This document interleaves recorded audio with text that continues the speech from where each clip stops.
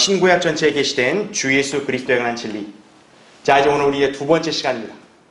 자, 오늘은 이제 우리가 신약 성경의 앞에 해당되는 사복음서 있죠, 그렇죠? 마태, 마가, 누가, 요한복음.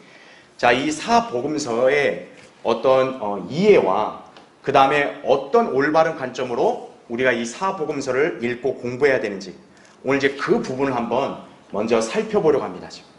그러나서 이제 다음 시간부터 이제 우리가 마태복음부터 해서 요한복음까지 어떤 간략한 개요들과 또 거기에 또 중요한 말씀들을 우리가 한번 살펴보도록 하겠습니다. 자, 여러분 이제 교환의 메뉴를 한번 보십시오. 신약 성경에서 맨 처음 나오는 사복음서는 예수 그리스도의 초림 때의 지상생애를 기록한 책이다라고 우리 다 알고 있죠, 그렇죠? 사복음서는 구약 성경의 예언의 주인공이신 예수 그리스도에 관해 적어도 400년 전에 선포된 48개 이상의 예언들이 정확하게 성취된 것을 기록하고 있다라는 얘기죠. 제가 지난번에 강의할 때 언급했던 것과 같이 이제 구약 성경에서는 메시아이신 예수 그리스도에 관해서 이제 예언들을 했단 말이죠. 이제 그 예언들이 구체적으로 어떻게 성취되어 가는지를 이제 신약에서 밝히 보여주는데, 이제 그 예언의 주인공이신 예수 그리스도, 그 한 사람에 대한 예언들은 구약 성경을 보면 적어도 400년 전부터 이미 그분이 이 땅에 오셨을 때 태어나시는 것부터 해서 승천하시기까지 어떤 일이 있을 거에 대한지를 48가지 이상을 예언했다는 얘기죠. 그 48가지가 예수 그리스도의 초림 때 하나도 빠짐없이 정확하게 성취가 되었다라는 겁니다. 바로 그걸 여기서 지금 기록을 하고 있는 거죠. 바로 그 예언의 위대함을 보여주는 것이 예수 그리스도의 어떤 생애를 기록한 사복음서란 얘기죠. 자, 그런데 거기 밑줄 친 거 잘 보세요.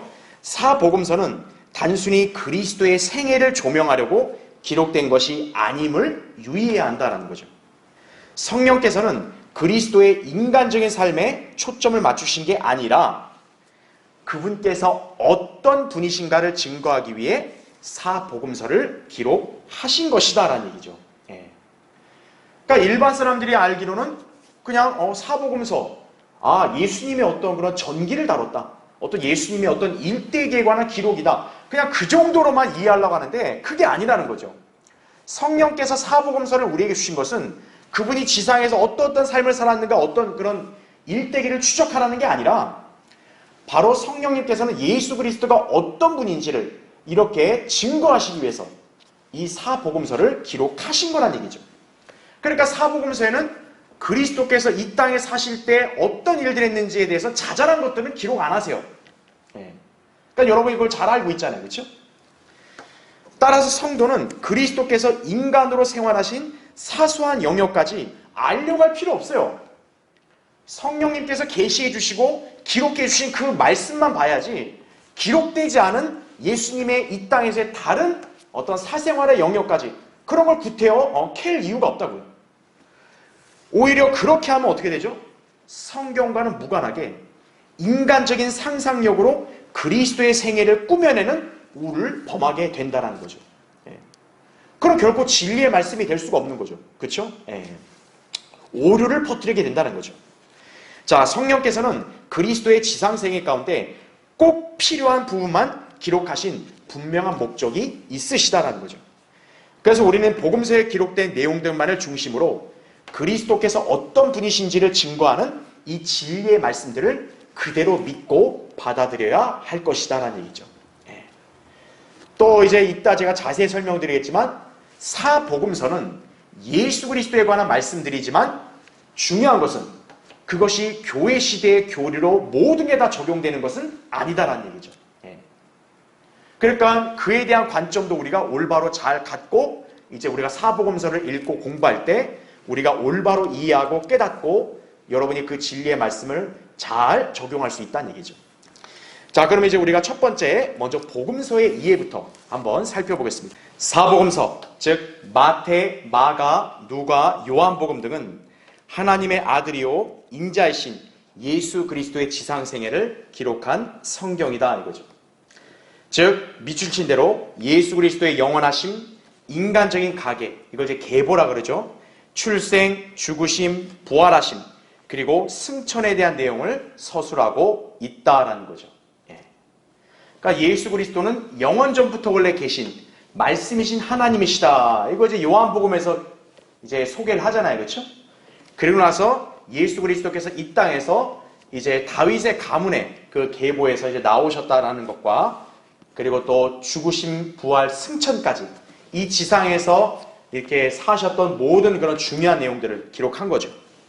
자, 복음서는 그리스도의 단순한 일대기가 아니다라는 거죠. 그분이 어떤 분이신가를 증거하기 위해 기록된 하나님의 말씀임을 유념해야 한다는 것이에요. 자, 밑에 괄호 1번 보세요. 사복음서에는 예수 그리스도의 일생 전체에 관한 내용을 다루지 않습니다. 그러니까 우리가 알아야 될 게 예수 그리스도에 관한 생애를 기록한 이 복음서는 단순한 예수님의 어떤 전기가 아니라는 거예요. 무슨 위인전 같은 그런 개념이 아니라는 거죠.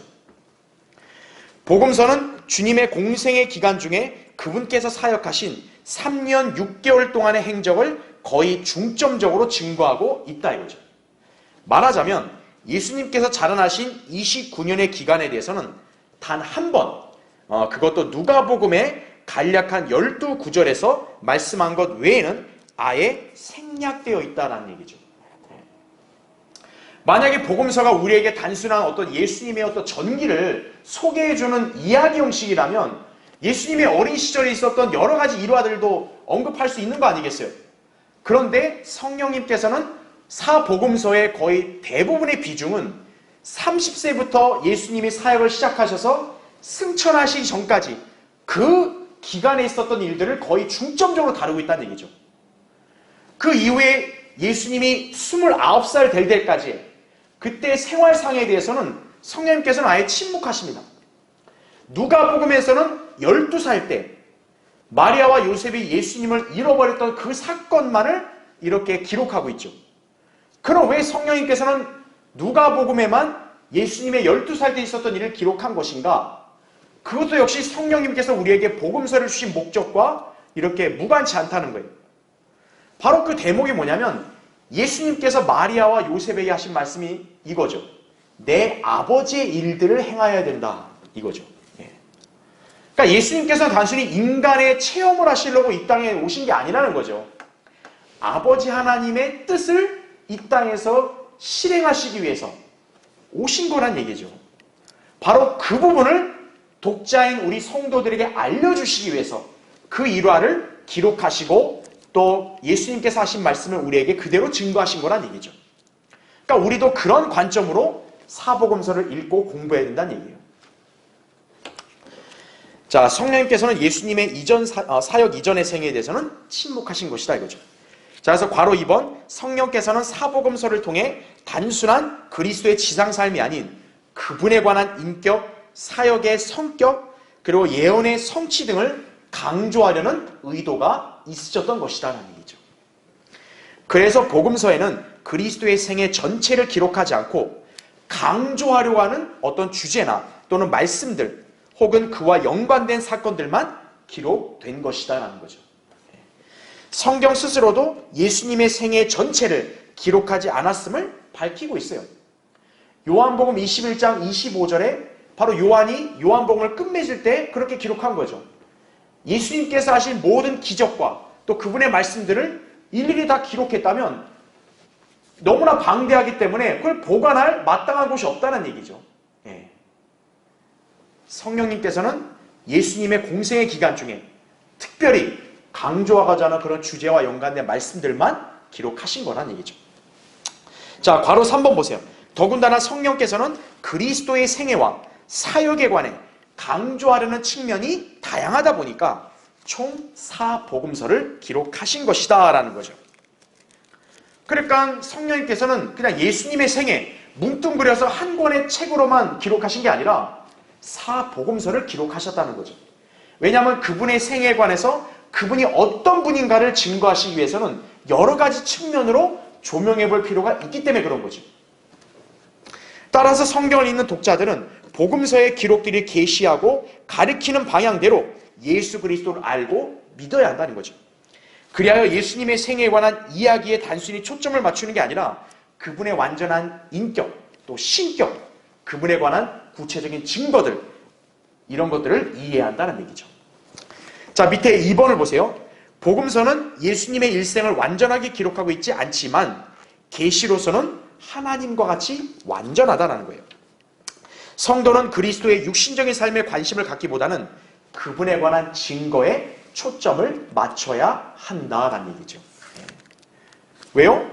성령님께서는 우리에게 예수님의 이 땅에서 인간의 삶에 대한 부분들을 그냥 알려주시라는 차원으로 사복음서를 준 게 아니기 때문에 그런 거죠.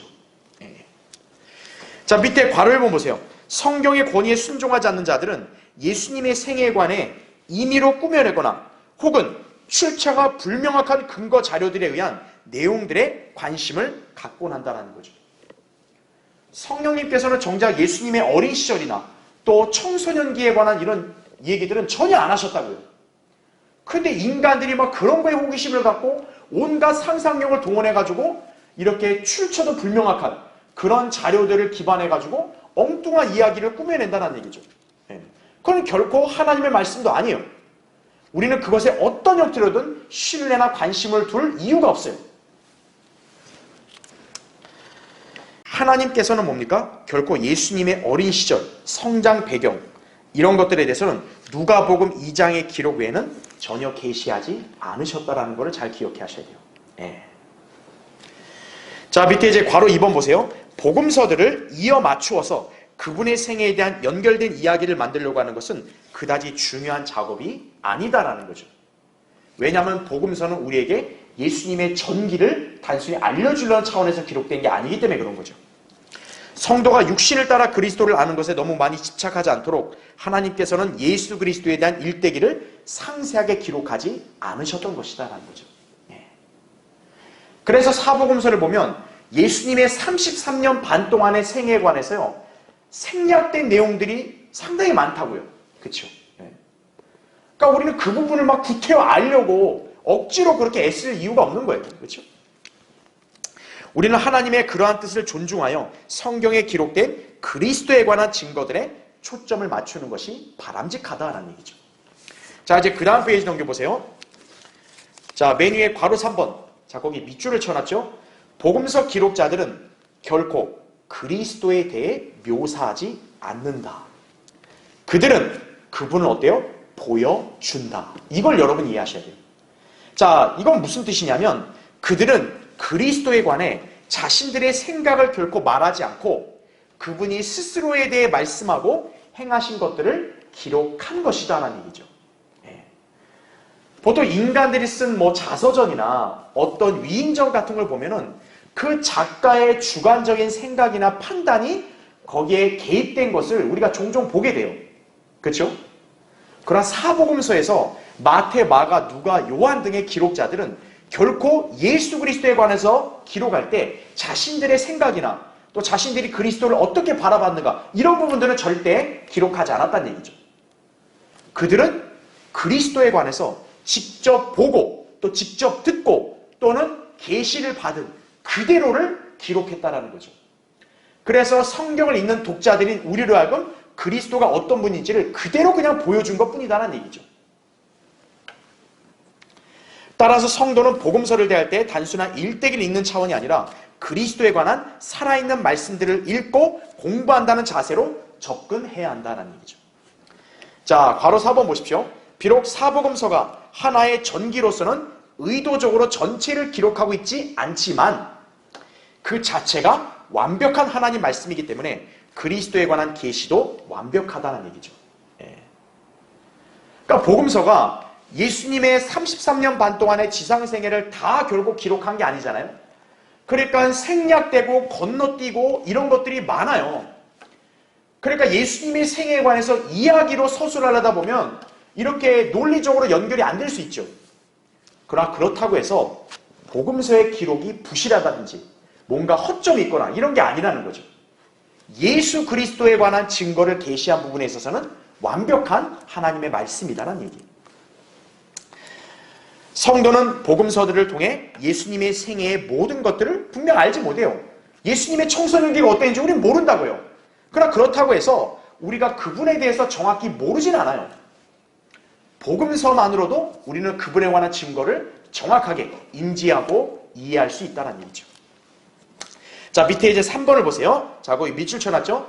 성령께서는 예수 그리스도의 사역과 신분을 기준으로 4가지 측면을 계시하시고자 사복음서를 기록하셨다는 거죠. 제가 아까 설명한 그대로예요. 왜 예수님은 그냥 한 권의 책으로만 기록한 게 아니라 사복음서, 4개의 복음서들로 동일한 예수님의 생애를 기록했냐 이거죠. 바로 뭐냐면 예수 그리스도의 그런 사역과 신분을 기준으로 해서 4가지 그분의 측면들을 강조하기 위함이다 이거죠. 자, 그런데 이것은 구약에서 메시아에 관한 예언과 밀접한 연관이 있습니다. 그래서 사복음서가 나온 거예요. 바로 메시아에 관한 예언들의 성취와 관련이 있는데 우리가 이미 이전에 배운 내용이에요. 가지입니다. 가지. 예. 가지에 관한 내용과 연관해서 바로 성령님께서는 예수님의 생애에 관해 사복음서를 기록하신 거다는 얘기죠. 예. 이거는 예전에 제가 강의했기 때문에 여기서 자세히 하지 않고 간단하게 제가 설명하고 넘어가도록 하겠습니다. 예. 자, 구약에서는 가지, 메시아신 예수 그리스도를 예언할 때 가지로 묘사해서 이렇게 설명을 했습니다. 그렇죠? 그래서 이 가지가 총 4가지 형태로 표현이 됩니다. 이제 구약에서 6번 나오지만 이제 중복되는 거를 이제 정리하다 보면 4가지 표현으로 나와요. 그게 정확히 사복음서와 일치한다는 거죠. 자, 첫 번째, 의로운 가지. 바로 이 의로운 가지에 대해서는 예레미야 23장 5절에 나온다는 거죠. 특징이 뭐냐? 지상에서 왕이 통치하고 정의와 공의를 실행한다. 다시 말하면 이 의로운 가지는 예수 그리스도의 어떤 면을 강조하는 거죠? 바로 왕. 이거죠. 즉 유대인의 왕으로서 이제 통치하시는 부분을 이렇게 예언할 때 의로운 가지로 표현했다는 거죠. 바로 이 주제가 어떤 책과 연관이 있는 거예요? 마태복음이라는 거죠. 마태복음. 네, 마태복음. 의로운 가지가. 두 번째, 내 종 가지, 이런 표현이 나옵니다. 내 종 가지. 이거는 이제 스가랴, 그렇죠? 3장 8절에 나온 거죠. 그러니까 말 그대로 여기서는 예수 그리스도의 어떤 면을 부각시킨 거예요? 종이죠. 하나님의 종이신 예수 그리스도를 묘사하는 어떤 책과 연결된다? 마가복음이다라는 거죠. 그렇죠. 예, 마가복음. 그 다음에 세 번째는 가진 사람을 보라, 이런 말이 나와요. 가진 사람. 이게 이제 스가랴, 그죠? 6장 12절에서 나온 말씀이죠. 그렇죠? 여기 사람 있죠. 바로 예수 그리스도가 인자라는 부분을 강조하는 거죠. 바로 인자하신 예수 그리스도를 묘사하는 책, 즉 누가복음이 되겠습니다. 그렇죠? 예, 누가복음. 그다음 마지막 4번째는 주의 가지란 말이 나와요. 이게 이제 이사야 4장 2절에 나오는데, 자, 가지가 누구라는 거죠? 주, 하나님이시라는 거죠. 이거는 바로 예수 그리스도의 신성을 강조하는 거죠. 그분이 하나님의 아들이시다라는 거죠.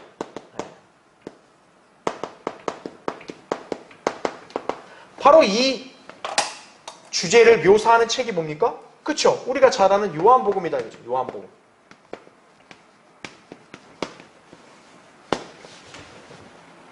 바로 왜 성령님께서는 예수 그리스도의 생애에 관해서 사복음서들의 기록을 하셨냐는 거죠.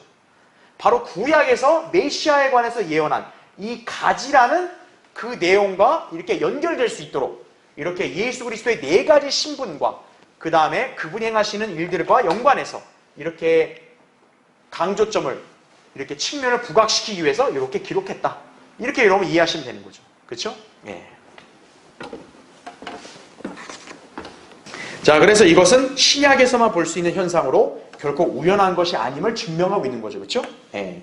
구약과 신약이 예언의 성취로 놀랍게 연결되었음을 보여주는 것이다. 이렇게 이해하시면 되겠습니다.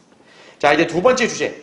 살아계신 주 예수 그리스도를 나타내는 복음서다라는 거죠. 자, 밑에 보세요. 구약은 신약에 대해 하나님께서 제공하신 서론이다. 특히 구약의 예언들은 사복음서를 깨닫는데 중요한 안내서가 된다. 그 이유는 사복음서가 구약의 인용, 암시, 모용에 대한 원형 등을 제시하고 있기 때문이다. 여기서 중심은 단연 주 예수 그리스도시다라는 거죠. 그러니까 좀 특이한 표현이 뭐냐? 구약은 신약의 서론이다라고 했는데 서론치고는 굉장히 방대하죠. 근데 왜 그러냐면은 성경은 누구에 관해서 증거하고 있는 책입니까? 예수 그리스도라고요. 성경의 주인공은 예수 그리스도세요. 그런데 구약에서는 아직 예수 그리스도가 나타나질 않으셨죠. 그래서 구약의 성격은 앞으로 오실 예수 그리스도를 소개해주는 그런 성격이라는 얘기죠. 그래서 그 소개를 직접적인 말씀을 통한 예언이라든지 또는 모형을 통한 어떤 간접적인 어떤 예언으로 우리에게 진리를 제시한 거고, 이제 그것이 신약에서 이제 본격적으로 그것이 실현되고 있다는 얘기죠. 자, 그런데 자, 거기 밑줄 쳐놨죠. 사복음서는 결코 교회를 대상으로 기록한 성경이 아니다라는 점을 여러분 여기 다시 한번 잘 짚고 가셔야 돼요. 구약에 예언된 예수 그리스도는 무엇보다 이스라엘의 메시아요 목자로 강조되고 있음을 주의해야 한다는 거죠. 방금 제가 구약이 신약의 서론이라 했잖아요. 그 구약에서는 예수 그리스도의 어떤 부분을 주로 예언했냐? 바로 이스라엘의 목자이고 이스라엘의 구원자라는 얘기죠. 그러니까 사복음서의 성격도 바로 예수 그리스도의 그런 이스라엘의 목자, 이스라엘의 구주, 이런 부분에서 주로 강조하고 있는 거란 얘기죠. 이 때문에 예수님께서는 자신을 이스라엘 집에 잃어버린 양에게로 보냄을 받으셨음을 말씀하셨던 것이다 이거죠. 마태복음 15장 24절에 나오는 거죠. 다만 복음서에서도 간간히 교회에 대한 진리를 암시하곤 합니다. 그러니까 교회 자체가 아예 안 나오는 건 아니에요. 그러나 복음서의 대다수 내용은 율법 시대의 경륜 하에 이스라엘을 대상으로 하신 말씀드림을 기억해야 할 것이다 라는 거죠. 그러므로 오늘날 이스라엘이 영원히 버림받고 교회가 참된 이스라엘이고 또 왕국에 관한 예언이 교회 안에서 성취된다는 이 개신교 신학의 거짓 교리를 철저히 배격해야 한다는 거죠. 그래야 우리가 복음서를 읽고 공부할 때 올바로 이해하고 해석하며 적용할 수 있다는 것이에요. 자, 이제 밑에 1번 보겠습니다. 자, 예수님의 사역 주로 유대인들을 향한 것이었다라는 걸 기억하셔야 돼요. 거기 마태복음 15장 24절 예수님이 이렇게 말씀하죠. 나는 이스라엘 집에 잃어버린 양 외에는 보냄을 받지 아니하였노라 이거죠. 그러니까 예수님 그 지상생애 때 수로페니키아 이방 여인이 와서 자기 딸이 마귀 들렸다고 고쳐달라고 이렇게 간청하거든요. 근데 예수님이 대꾸도 안 해요, 그 여인한테. 결국 그 여인의 겸손한 믿음을 이렇게 표현하자 예수님이 그때서 이제 치유해 주셨죠. 그러나 예수님께서는 결국 그 여인에게 냉정하리만치 대꾸도 안 하셨어요. 그 이유가 왜 그러냐면 바로 여기 말씀 그대로예요. 예수님께서는 바로 누구를 위한 사역에 부르심 받은 거예요? 이스라엘 집에 잃어버린 양이다라는 얘기죠. 그건 정확하신 거예요. 바로 사복음서는 예수님의 그런 면을 강조하고 있는 책이다라는 얘기죠. 자, 성경은 예수님께서 우선적으로 자기 백성, 즉 유대인에게 오셨음을 강조하고 있는 거죠. 요한복음 1장 11절. 그런데 그 유대인이 영접하지 않으니까 그때서야 이제 예수 그리스도를 이방인들도 믿을 기회가 열리게 된 거죠. 자, 밑에 괄호 1번 보세요. 예수님은 율법 아래 나셨다라고 갈라디아서 4장 4절에 말씀하죠. 그 다음에 거기 이렇게 중요한 표현이 있어요. 하나님의 진리를 위하여 할례 일꾼이 되셔서 조상들에게 주신 약속들을 확고히 하셨다라고 로마서 15장 8절에 말씀합니다. 그리고 율법을 성취하심으로 은혜가 흘러나갈 수 있게 하셨다는 얘기죠. 자, 우리 잠깐 볼까요? 로마서 거기 15장 한번 보세요.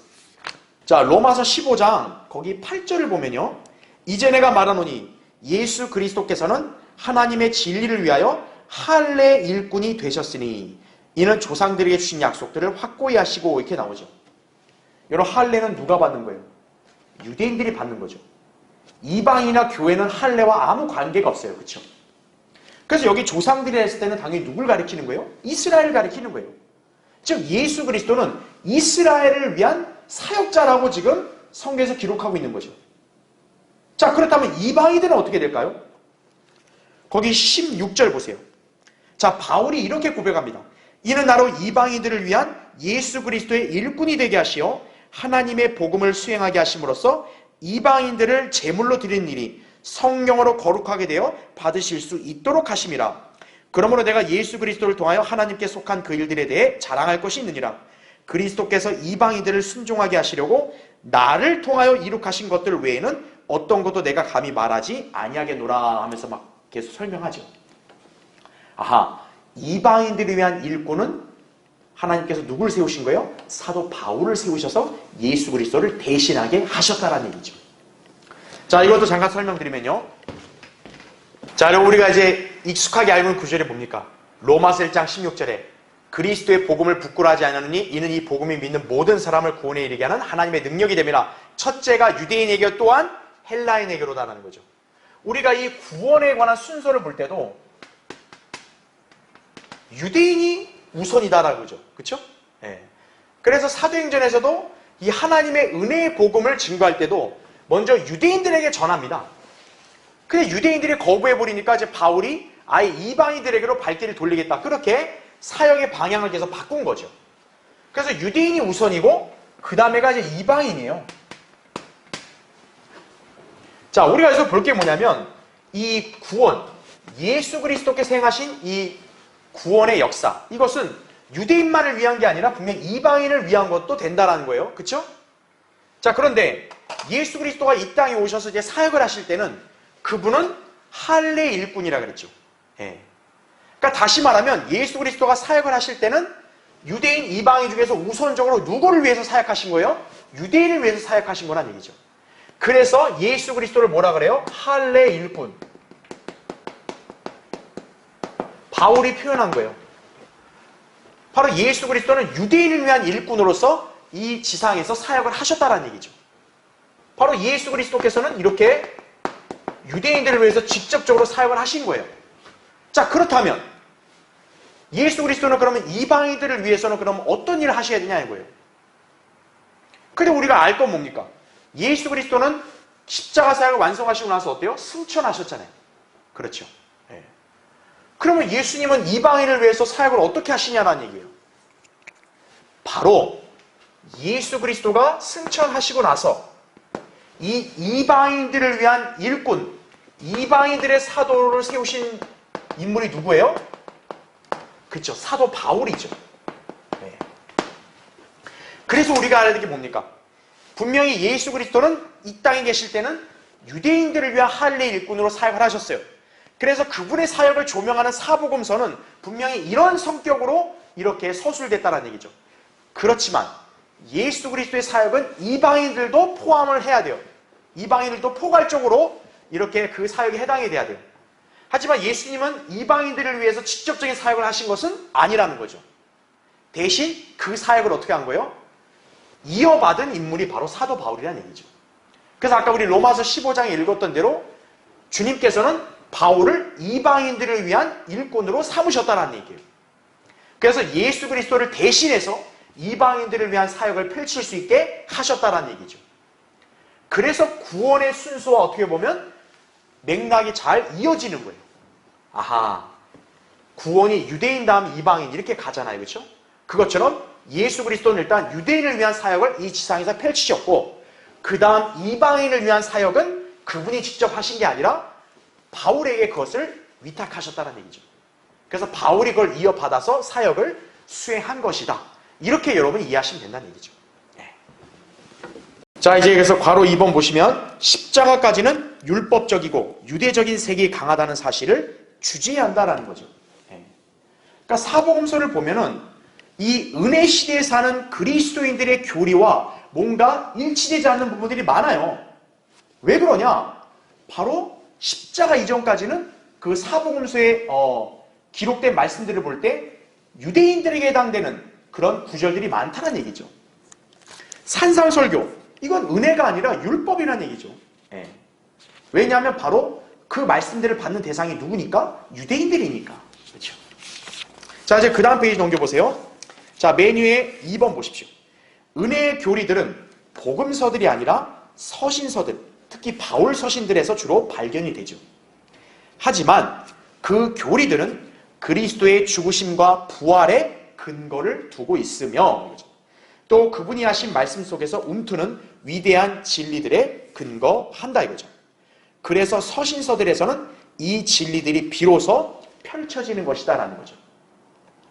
그러니까 바울이 서신서에서 교회 시대의 교리들을 이렇게 기술할 때 뭔가 이게 다른 특별한 어떤 그런 계시나 어떤 진리의 말씀을 왔다기보다는 이미 복음서에서 그리스도께서 이렇게 이루신 일들과 그 말씀을 기반으로 해서 신약 교리가 정립된 것들이 많다는 얘기죠. 그것이 서신서들에서 이제 구체적으로 펼쳐지고 있다는 얘기예요. 자, 완전한 은혜에 대한 완벽한 예는 복음서들에 나타나신 그리스도뿐이다라는 거죠. 바울이 우리에게 은혜를 베푼 게 아니죠. 그렇죠? 우리에게 은혜는 예수 그리스도를 통해서 온 것이죠. 자, 복음서와 서신서의 관계를 그래서 잘 구분해야 한다는 얘기죠. 자, 잠깐 보겠습니다. 자, 여러분 이제 이 관계를 다시 정리해드리면, 자, 이제 복음서와 서신서의 관계잖아요. 특히 이제 우리는 여기서 바울 서신이라고 이제 정의를 하면, 그렇죠? 네. 자, 복음서와 바울 서신을 볼 때, 복음서에서 일단 우리가 가장 중요하게 본 것이 그리스도의 죽음, 장사, 부활 아니겠어요? 그렇죠? 부활. 그렇죠? 자, 이 사건은 분명 복음서에 나옵니다.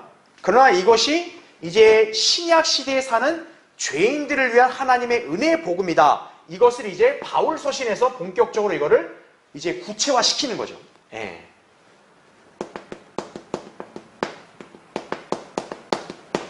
그렇죠. 딱 그뿐만 아니라 예수 그리스도께서 하신 말씀들 있잖아요. 그분께서 초림 때 지상에서 가르치시고 설교하신 여러 가지 교리나 또 말씀들. 자, 이것들이 아까 제가 설명한 대로 교리적으로는 일단 유대인들을 왕국 시대의 경륜 아래에서 해당되는 말씀이지만 그 가운데는 뭡니까? 이 신약 교회 시대의 성도들에게도 교리적으로 일치하는 부분이 있다는 거죠. 즉, 바울이 이 서신서에서 교회 시대의 교리를 이제 진술하잖아요. 이 가운데는 예수님의 말씀을 인용해서 이 말씀을 기반으로 신약교회 교리가 정립된 것도 있다는 얘기예요. 그러니까 우선적으로는 이 복음서는 왕국시대의 유대인들에게 일단 1차적인 교리로 주어진 거지만 그 가운데서도 신약시대 앞으로 그리스도인들에게 교리적으로 적용될 말씀들이 있는 거예요. 그래서 바울은 예수님이 가르치신 이 말씀과 교리들 중에서 교회 시대의 교리로 해당되는 말씀들을 인용했다라는 거죠. 인용하고 교리로 정립을 시킨 거예요. 그래서 우리가 알아야 될 게 뭡니까? 아하, 바울 서신을 우리는 기준으로 해서 이 바울 서신에서 인용하고 정립한 이 교리가 복음서의 말씀, 이것을 우리는 적용할 수 있다는 얘기죠. 다시 말하면 바울 서신에서 가르치는 교리와 일치되지 않는 왕국시대 유대인에 관한 말씀들은 우리가 분명 구별을 해야 돼요. 근데 그게 아니라 이 예수 그리스도께서 복음서에서 이렇게 강조하신 말씀들 중에 바울이 신약교의 교리에 해당되는 것이 있기 때문에 그것을 인용해서 정립한 거다. 그럼 우리는 어떤 거예요? 복음서에서 그 말씀을 볼 때는 그걸 우리에게도 적용시킬 수 있어야 된다는 얘기죠. 왜냐하면 어쨌든 우리에게도 교리적으로 해당되는 거니까. 그러니까 그걸 우리가 올바로 나눠서 구분해야 된다는 거죠. 그래서 우리는 복음서와 서신서를 볼 때는 그러한 관점으로 이걸 올바로 나누어서 적용을 할 수 있어야 된다는 얘기죠. 자, 이제 3번 보세요. 복음서들에는 교회의 교리가 펼쳐지지 않는다 이거죠. 다만 교회라는 진리는 암시가 되고 있는 거죠. 자, 어디서요? 마태복음에서죠. 그래서 밑에 괄호 1번 보십시오. 교회라는 단어는 마태복음에서만 나옵니다. 주님은 유대인들이 그분을 메시아로 영접하기를 거부한 후에 하나님 안에 감추어진 그 순간까지의 신비를 알리시면서 내가 나의 교회를 세우리니 라고 마태복음 16장 18절에 말씀하셨죠. 이것은 아직 미래에 속한 일이었다는 얘기죠. 자, 우리가 이 구절은 익숙하게 알고 있죠. 베드로가 이제 예수님에 대해서 그리스도고 살아계신 하나님의 아들이시다라고 고백을 하니까 예수님께서 이제 베드로에게 네가 복이 있다라고 하면서 이 말씀을 하신 거죠. 너는 베드로라. 그리고 이 반석 위, 그러니까 예수님을 가리키죠. 반석 위에 내가 나의 교회를 세우리니라고 나옵니다. 그러니까 이 교회에 관한 계시는 신비로 감춰지기 때문에 그 당시에 누구도 알지 못해요. 그러니까 예수님께서는 간접적으로 아마 암시한 거죠. 앞으로 교회를 세운다는 얘기죠.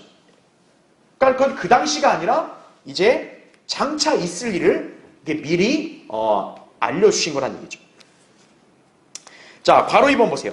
그러나 그분은 개인적인 사역으로 믿는 자들을 모으셨고 그들은 오순절 날에 성령 침례에 의해 그의 몸인 교회의 첫 번째 지체들이 되었다라는 거죠.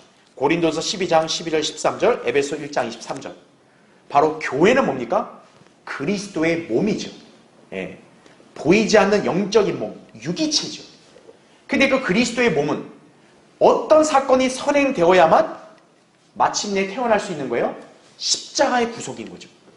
그래서 예수님이 베드로에게 말씀하실 때는 아직 교회가 없었다는 얘기예요. 예. 일단 교회가 탄생하려면 예수 그리스도의 십자가 구속이 완성된 이후부터가 가능한 거예요.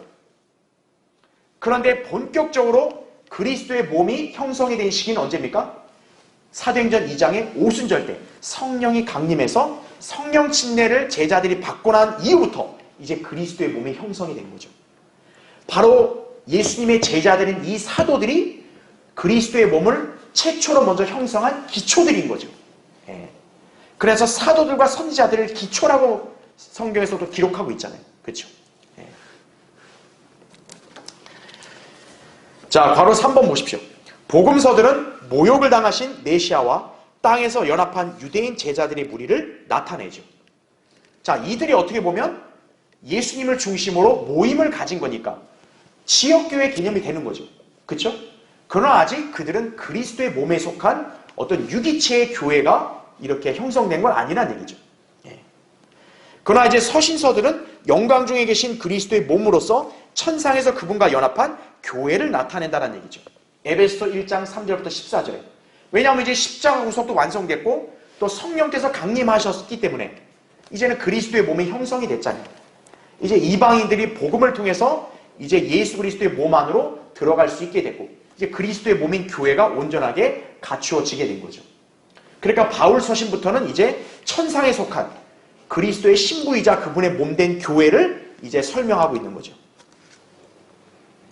자, 교회는 그분과 더불어 공동 상속자고 다가올 왕국의 공동 치리자이며 땅에서는 순례자요 타국인이다라는 거죠. 로마서 8장 17절, 베드로서 2장 11절, 에베소 2장 19절부터 23절 우리가 참조하시면 됩니다. 자, 밑에 이제 4번을 보세요.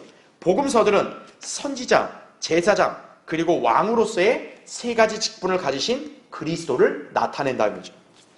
우리 이거 예전에 성경 공부를 통해서 이미 다 배웠어요. 그렇죠? 예수 그리스도는 세 가지 직분을 가지고 계신다 이거죠.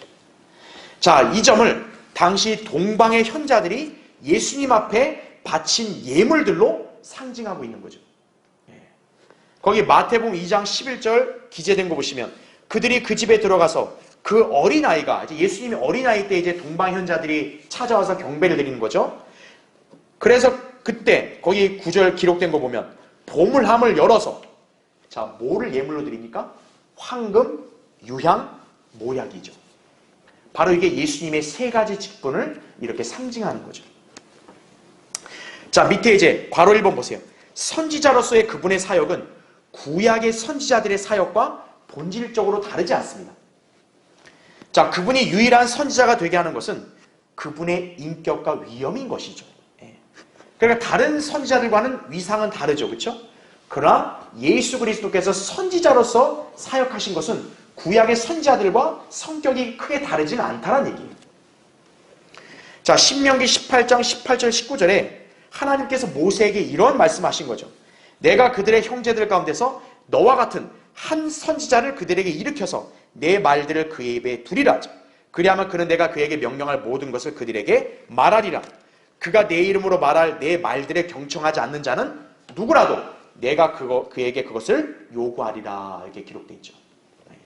그러니까 예수님은 모세와 같은 선지자시다라는 거죠. 초림 때는 그래서 선지자로서의 사역을 수행하신 거죠. 자, 동그라미 1번. 예로부터 하나님께서는 선지자들을 통하여 말씀하셨죠. 그러나 예수 그리스도가 오셨을 때는 아들 안에서 말씀하신다고 히브리서 1장 1, 2절에 기록되어 있죠. 옛 선지자는 하나님의 음성이었죠. 그러나 아들은 하나님 바로 그 자신이시죠. 그렇죠? 그러니까 그것만 해도 벌써 차이가 나죠. 동그라미 2번. 어떤 경륜에서나 자, 선지자는 하나님께서 그분의 백성에게 보내시는 사자였죠. 자, 그 목적은 첫째로 진리를 굳게 세우려는 것이고, 둘째로 그들이 배교하고 일탈했을 때 그들을 불러서 진리로 돌이키려는 것이죠. 그게 선지자들의 주된 임무잖아요. 그러므로 보통 선지자들의 메시지, 책망과 호소였죠. 또 다가올 일들을 예언하는 선지자의 임무는 주로 이 말씀들이 귀먹은 자에게 임할 때죠. 그렇죠? 자, 이 점에 있어서는 그리스도께서도 다른 선지자들과 동일하시다는 거죠. 그러니까 하나님께서 선지자들을 통해서 예언하시는 게 왜 그런 거예요? 하나님 말씀에 귀가 닫혀 있고 또 눈이 안 보이는 그런 무지한 자들을 일깨우시기 위해서 예언을 주신 거란 얘기죠. 그러니까 먼저 책망을 하시고 앞으로 심판을 예언하고 또 다가올 일들에 대한 또 추가적인 예언도 같이 하시는 거죠.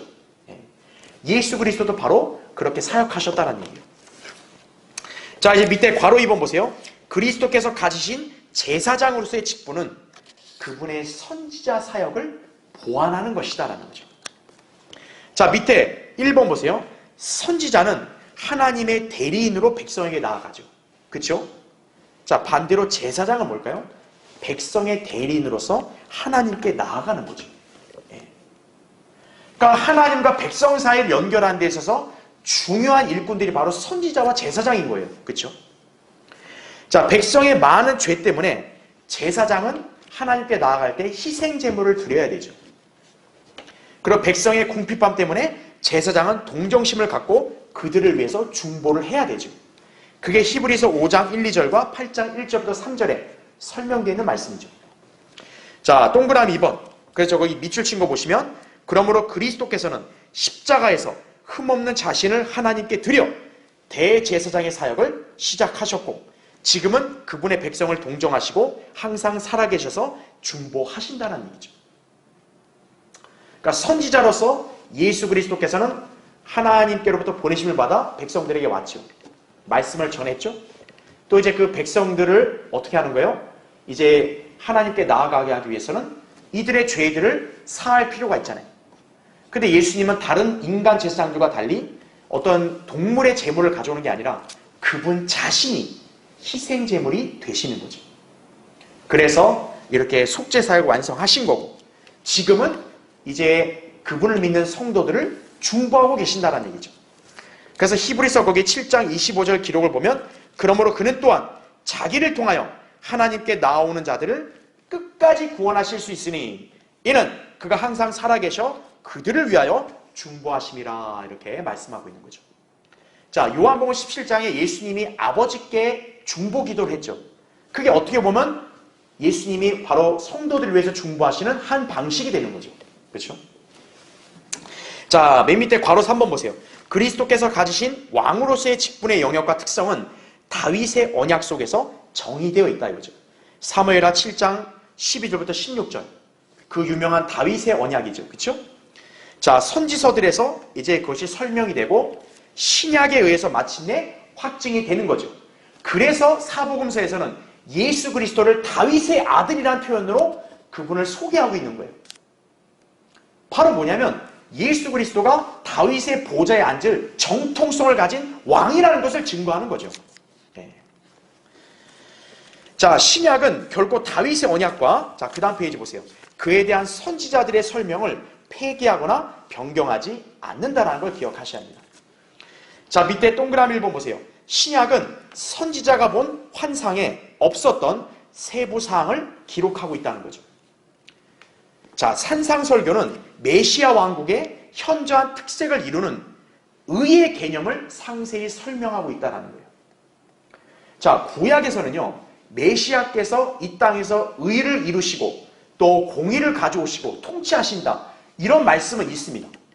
자, 근데 구체적으로 의를 어떻게 이루어 가시고 어떻게 행하시는가, 이거에 대한 말씀들은 구약에서는 자세히 언급되지 않아요.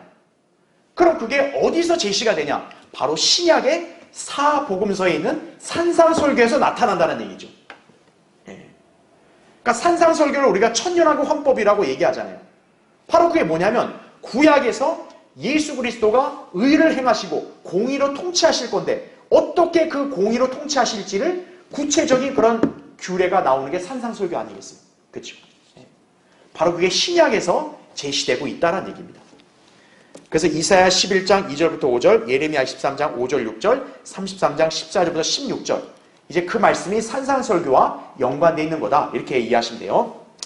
자, 동그라미 2번. 구약의 선지자들은 메시아의 고난과 영광을 동일선상에서 바라보았죠. 베드로전서 1장 10절 11절. 그렇죠? 그러나 신약은 그 두 가지가 현재의 교회 시대에 의해 분리되어 있다는 것을 보여주고 있죠. 그렇죠? 그러니까 유대인들은 그걸 볼 수 없지만 지금 이 시대의 그리스도인들은 그걸 나누어서 볼 수 있는 거죠. 자, 주님께서 첫 번째 오셨을 때 그분의 고난을 통하여 아브라함의 언약이 성취되었죠. 대표적인 게 갈라디아서 3장 6절부터 14절인 거죠. 바로 예수 그리스도를 믿음으로 인해서 우리도 아브라함의 영적인 자손들이 돼서 성령의 약속을 받았다는 걸 기록하고 있잖아요. 그렇죠? 그건 그분의 죽으심을 통해서 가능해진 거 아니겠어요? 그렇죠? 그러나 재림 때 그분의 능력을 통하여 다윗의 언약이 성취될 것임을 지적하고 있다는 거죠.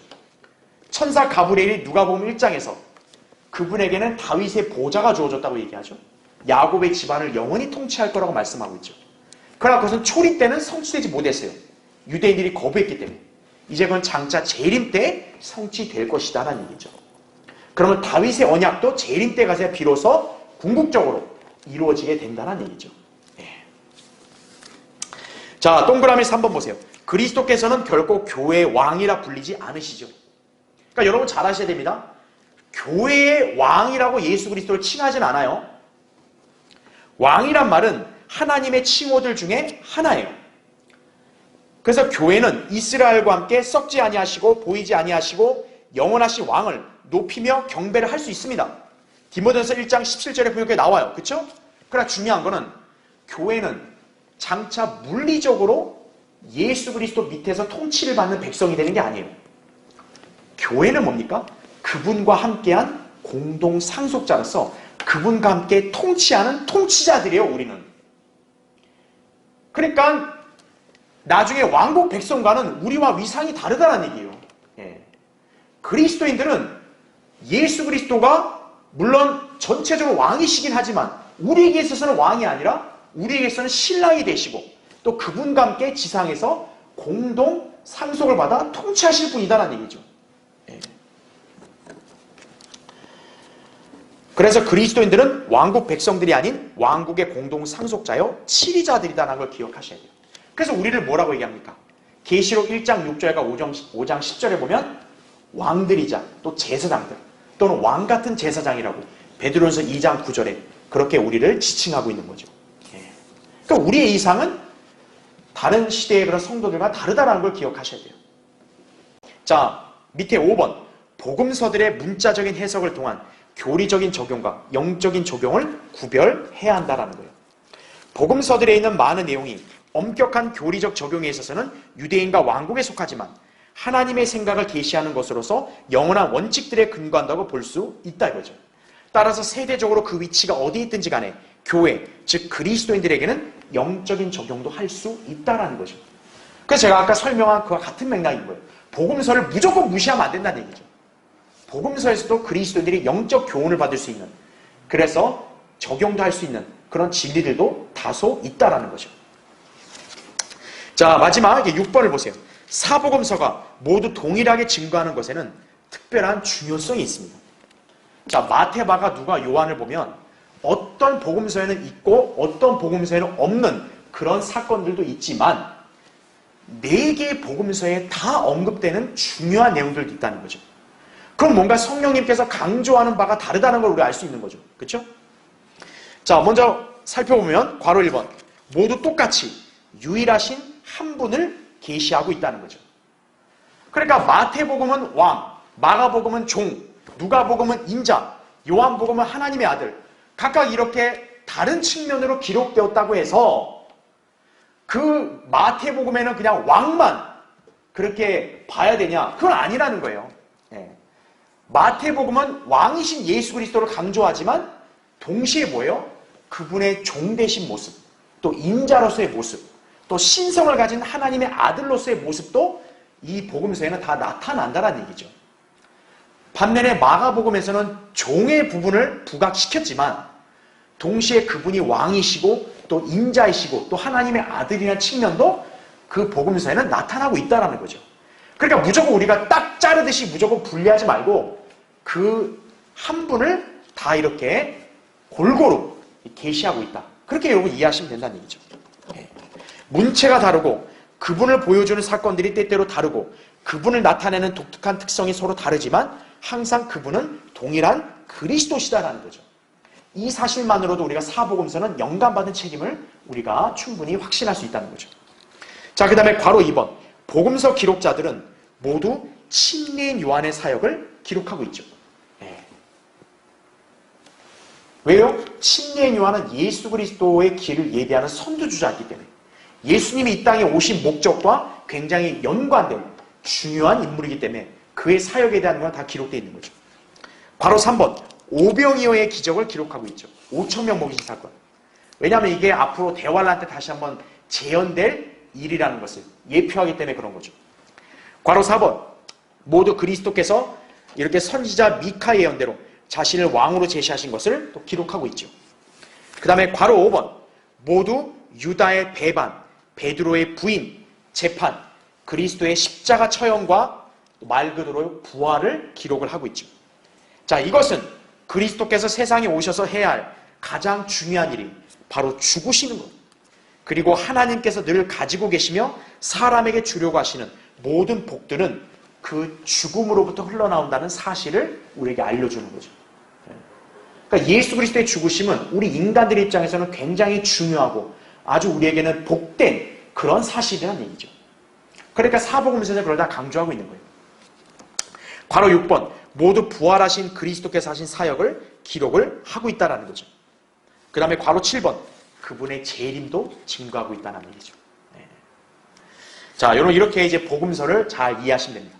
자, 이제 결론적으로 우리는 사복음서를 읽고 공부할 때 항상 그리스도의 일대기와 생활에 초점을 맞추는 게 아니라 그분을 증거하는 말씀들의 진위에 관심을 갖고 이해해야 한다는 거죠. 사복음서는 예수님의 지상삶의 전기를 우리로 하여금 전달하는 목적으로 기록된 게 아니에요. 그분께서 이 땅에 오신 목적, 예언을 성취하기 위해 행하신 일들, 또 하나님의 경륜의 전환과 왕국의 변화, 이런 것들을 우리는 깨달을 수 있어야 한다는 거예요. 게다가 사복음서의 중심은 유대인과 왕국에 있죠. 그리고 이것을 교회 시대의 진리와는 정확히 구별할 수 있어야 한다는 거죠. 그럴 때 바울을 통해 계시된 신약교회의 교리와 상충되지 않고 혼동스럽지 않게 된다는 것을 여러분 잘 기억하셔야 합니다. 자, 오늘 이 개념을 여러분 잘 숙지하시고 이제 우리가 복음서를 앞으로 읽고 공부할 때는 잘 유의해야 한다는 얘기죠. 자, 다음 시간에 또 계속하겠습니다.